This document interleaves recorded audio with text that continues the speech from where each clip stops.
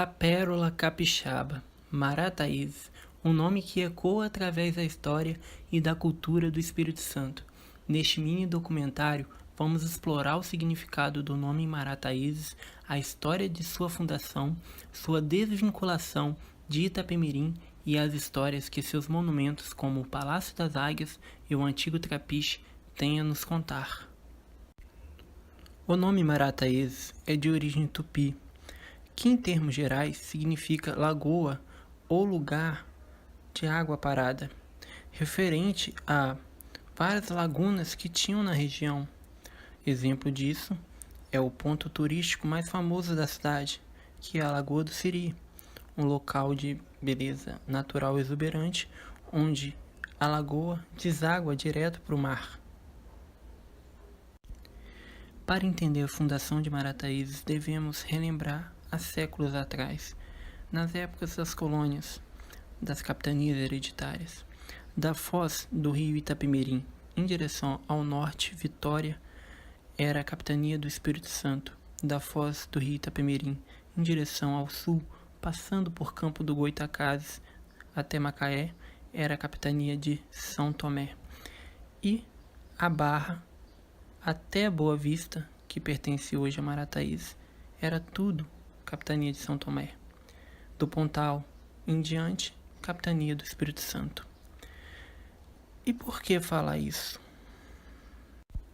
Uma região dominada por indígenas do grupo G, os chamados tapuias, ou seja, os outros, os bárbaros, que não falavam língua tupi, ou seja, os goitacás e até mesmo aimorés. O que faz muito sentido porque, já que era uma região de lagunas, né, e essa é a característica dos Waitacás ou Goitacás, que gostavam de viver em brejais, em lagoas, em regiões pantanosas. A capitania de São Tomé ficou muito insalubre de se manter, principalmente por causa dos ataques indígenas. Então, futuramente, os descendentes de Pero de Góis, donatário da capitania de São Tomé, acabaram doando essa área para o Espírito Santo. Então, o que hoje é Marataízes, em épocas coloniais, pertencia e eram vinculados a Campos do Goitacazes, ou seja, a antiga Vila Rainha. Após séculos, uma comunidade no interior do Espírito Santo começou a ganhar muito destaque, principalmente por figuras proeminentes como Domingos José Martins. E essa comunidade ela foi elevada ao nome de Vila do Itapemirim, em 1815. Após tudo isso, quase um século depois, em 1898, surge outra pessoa muito importante chamada Leôncio de Souza, que dá início ao seu projeto arquitetônico que ele nomeou de Palácio das Águias, que hoje está construído na região de Marataízes. Após sua morte, quem herdou o seu Palácio das Águias foi José Marques, seu genro, que continuou a preservar sua importância. Este monumento não só reflete a opulência da época, mas também se tornou um patrimônio cultural e símbolo de riqueza da cidade. Junto ao Palácio das Águias, foi construído também um trapiche, muito comum na época no Brasil, afinal as rotas comerciais ainda eram feitas por navegações. E o trapiche foi de fundamental para o comércio local, permitindo o transporte de produtos agrícolas como café para o mercado. Embora o trapiche tenha perdido sua função ao longo do tempo, ele representa a história econômica de Marataízes e a importância do comércio marítimo na região. Marataízes é muito mais do que uma cidade litorânea com belas praias. A gente tem um passado rico, e por mais que tenhamos pouco para estudar, ainda assim se pode tirar muito disso. E é fundamental que a gente conheça nosso passado. Assim a gente pode planejar melhor o nosso futuro. E Marataízes tem sim seu lugar na história.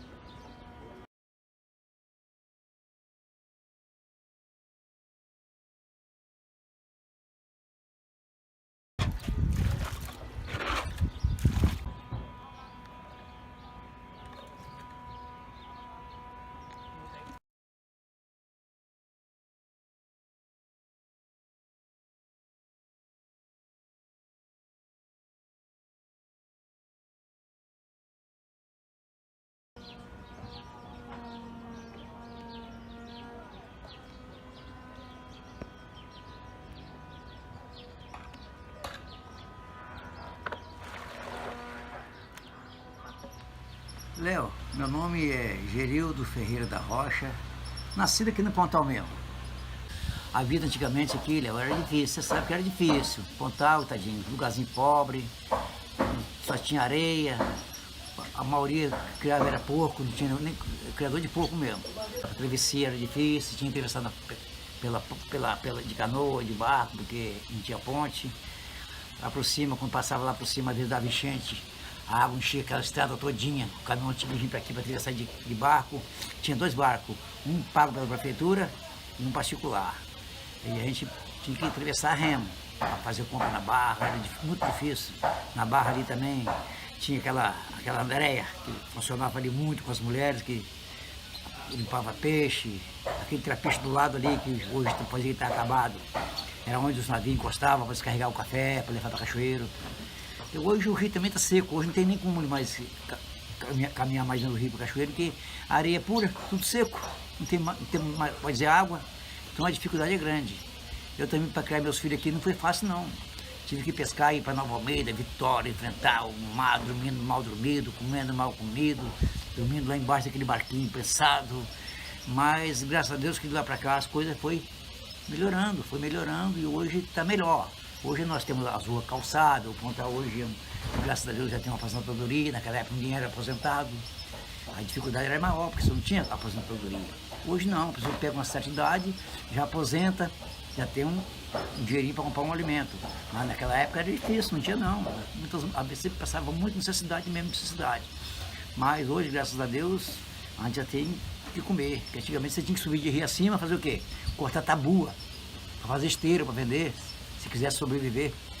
Cortar madeira para fazer cerca, que não tinha como tijolo, não tinha muro, era tudo, os quintais era tudo feito de cerca, de pau de mangue. Mas hoje também não pode tirar mais do pau de mangue, é proibido. Então hoje também tem condições de fazer um murozinho, a situação melhorou bastante, a pescaria também tem abençoado, melhorou bastante. O Palácio das Águias era da minha época, mas só que ficou muito tempo abandonado. Depois de uns tempos para cá que eles consertaram ele, hoje está até bonito lá dentro. Nem tive lá dentro ainda, mas disse que é muito bonito lá dentro, mas não entrei lá dentro não. Hoje está muito bonito a Palácio das Águias. E o trapiche está ali, desmoronado, quase caindo. Era difícil, né, para você vender. Um caminhão vinha de Piúma, cheio de gente, com um monte de muamba para vender na barra, banana, empim, tudo quanto era muamba. Aí chegava aqui no Pontal, tinha que atravessar para o outro lado para poder vender na barra, que era uma cidadezinha maior, sempre foi uma cidadezinha maior. Então a dificuldade não era brincadeira, era muito difícil para você vender as coisas. Né? Nós, quando queríamos fazer uma viagemzinha, o caminhão vinha aqui para poder ir de caminhão, para rodar de volta novamente, para voltar para trás. Tem essa dificuldade todinha da vida. E o que vendia lá na barra ali? Não, o que eles vendiam, o que eles traziam mais para vender era farinha que fazia, fazia nos fornos farinha, banana, empim, jaca, tudo quanto é verdura trazia. E tinha no Gomes também, Soeb, tinha um jumentinho, botava o jacá no jumento, botava a carga no jumento, batia na bunda do jumento, o jumento vinha embora sozinho, até que na venda do Pontal, tinha uma vendinha no Pontal aqui, o jumento chegava carregado com o jacá, com pouco a vinha atrás, o bichinho sabia o caminho. Chegava, ficava parado esperando ele chegar. Ele vinha de bicicleta pedalando e o jumento na frente, carregando a carga. Era a vida antigamente. E o peixe? Fácil. E o peixe? Como é que fazia? Peixe muito ruim de vender. O peixe naquela época, na minha época já foi assim mesmo. Você tinha que vir do mar, vinha depressa, porque quem vinha de frente não tinha comprador. Aí você chegava para vender o peixe na pedra, os compradores esperando, mas quem vinha de frente vendia o peixe, ó, ia embora. Você chegava, não tinha mais comprador. Aí tinha que trazer o peixe para casa, para salgar o peixinho, para vender, às vezes vender salgado, ou dividir com. Não tinha geladeira, não tinha nada, salgava o peixinho. A pescaria do mar também é a mesma coisa, não tinha gelo para você levar para o mar. Você levava sal para salgar o peixe no meio do mar. O fogão era o quê? Era uma lata, cheia de. Levava um monte de lenha para o mar. Lá, na hora de fazer a comidinha, botava a lenha no fogãozinho de lata e cozinhava a comida para ficar lá. E sal para salvar o peixe. Porque não tinha gelo para gelar peixe naquela época, não. Na minha época ainda não tinha, né? Porque no Pontal não tinha. Então foi uma época muito difícil mesmo, muito difícil. Hoje está mil maravilha, hoje é gelo, hoje haja peixe para você vender, mesmo com o precinho mais em conta, mas haja peixe para vender. Naquela época não, você tinha que vir logo. Os barquinhos botavam a vela, vinha para a terra e todo mundo querendo chegar de frente do outro para vender o peixe. dificuldade não era brincadeira não, Léo. Hoje tá mil maravilha, graças a Deus. E papai dizia que o negócio ia piorar. Meu filho, cada vez que você tá reclamando de comer uma polentinha com café hoje, difícil, pegava um pão, cortava um pão para 3 pessoas. Você não sabia nem qual pedaço você pegava. Ele cortava tão de esquina assim que você não sabia qual que era o maior. Então, quer dizer, era difícil. E você quando comprava um pão para dividir para 3, é muito difícil. Então, hoje nós estamos, graças a Deus, hoje nós temos 2 barcos aí, ó. Temos 2 barcos de pesca. Hoje a situação está maravilha, graças a Deus. E a ponte que você falou que trabalhou? Na ponte que eu trabalhei 7 meses naquela época, que a pescaria estava tão ruim, que você não tinha quase, muito ruim. Aí apareceu essa ponte que é aqui do Pontal hoje, que ia sair lá no Cabral, na Vila da Pinheirinho. Aí eu assinaram minha carteira lá, eu trabalhei 7 meses lá ainda. Aí já melhorou um bocadinho, né? Carteira assinada, trabalhei 7 meses. Depois também a obra não foi à frente, eu peguei e fui para o Rio de Janeiro, trabalhar no Rio, para poder na pescaria também. Então hoje a ponte não saiu lá, né? A ponte saiu aqui. Hoje o Pontal tá maravilha, Barra, Marataízes, hoje é tudo cidade. Tranquilo, hoje nós estamos tranquilos.